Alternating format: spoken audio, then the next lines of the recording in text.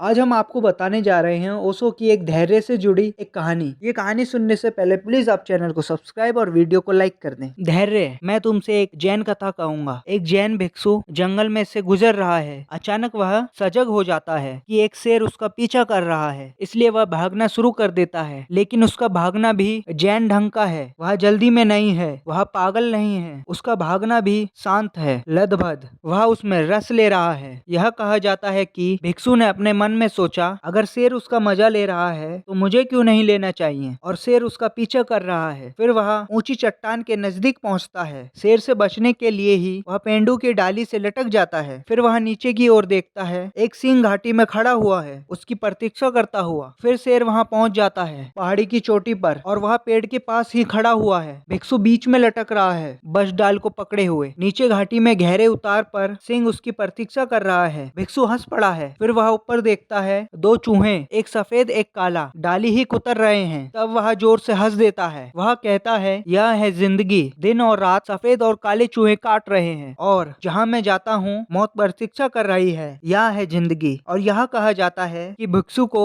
दिखाई दे गई संबोधित की पहली झलक। यह है जिंदगी। चिंता करने को कुछ है नहीं। चीजें इसी तरह है, जहाँ तुम जाते हो मृत्यु प्रतीक्षा कर रही है, और अगर तुम कहीं नहीं भी जाते तो दिन और रात तुम्हारा जीवन काट रहे हैं। इसलिए भिक्षु जोर से हंस पड़ा है। फिर वह चारों ओर देखता है, क्योंकि अब हर चीज निधरगर्त है। अब कोई चिंता नहीं, अब मृत्यु निश्चित है। तब चिंता क्या है? केवल अनिश्चितता में चिंता होती है। जब हर चीज निश्चित है, कोई चिंता नहीं होती है। अब मृत्यु नियति बन गई है, इसलिए वह चारों ओर देखता है, यह जानने के लिए कि इन थोड़ी सी आखिरी घड़ियों का आनंद कैसे उठाया जाए। उसे होश आता है कि डाल के बिल्कुल निकट ही कुछ स्ट्रॉबेरी है, तो वह कुछ स्ट्रॉबेरी तोड़ लेता है और उन्हें खा लेता है। वह उनके जीवन की सबसे बढ़िया स्ट्रॉबेरी है। वह उनका मजा लेता है, और ऐसा कहा जाता है कि वह उस घड़ी में संबोधित को उपलब्ध हो गया था। वह बुद्ध हो गया, क्योंकि मृत्यु के इतना निकट होने पर भी वह कोई जल्दी में नहीं था। वह स्ट्रॉबेरी में रस ले रहा था। वह मीठी थी, उसका स्वाद मीठा था। उसने भगवान को धन्यवाद दिया। ऐसा कहा जाता है कि उस घड़ी में हर चीज खो गई थी। वह शेर, वह सिंह, वह डाल, वो खुद भी, वह ब्राह्मण बन गया। यह धैर्य है, यह है संपूर्ण धैर्य। जहाँ तुम हो वह उस क्षण का